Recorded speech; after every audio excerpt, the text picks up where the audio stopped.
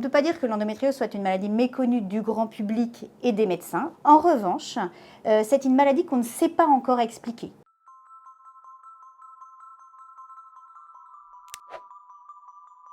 Cette pathologie correspond à une localisation anormale des cellules endométriales. Il y a une petite inflammation de ces cellules pendant les règles et quand elles sont localisées en dehors de l'utérus, ça peut donner des douleurs dans le bas-ventre, en postérieur, vers le rectum, sur les côtés, en fonction de la localisation de ces implants anormaux d'endométriose.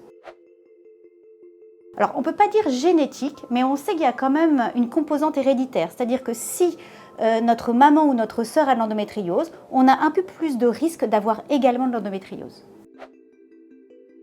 Non, on ne naît pas avec l'endométriose, ce sont des lésions qui vont apparaître au fur et à mesure des années après les premières règles. Il est très très rare de retrouver de l'endométriose dès les premiers mois ou dès les premières années même. Et on peut commencer à détecter de l'endométriose plutôt vers 18-20 ans.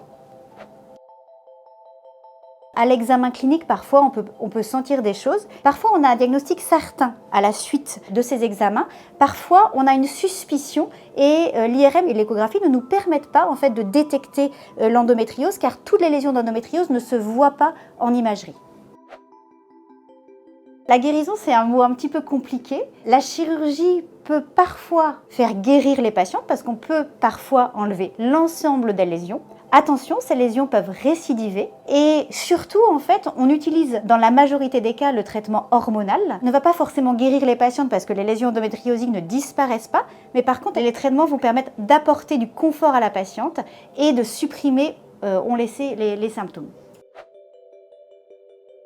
Moi, j'ai fait mes études il y a une quinzaine d'années. Durant mon cursus, on m'a parlé, je pense, pendant moins de 10 minutes d'endométriose. Or, cette pathologie, elle touche une femme sur 10. Depuis, ça a changé et c'est en train de changer. En France, il y a un financement important qui est dédié depuis très peu à la recherche pour l'endométriose. En Bretagne, on a créé une association, une filière de santé, EndoBraise. On y travaille tous les jours pour que de plus en plus de médecins, de sages-femmes, de kinés connaissent cette pathologie. C'est en cours.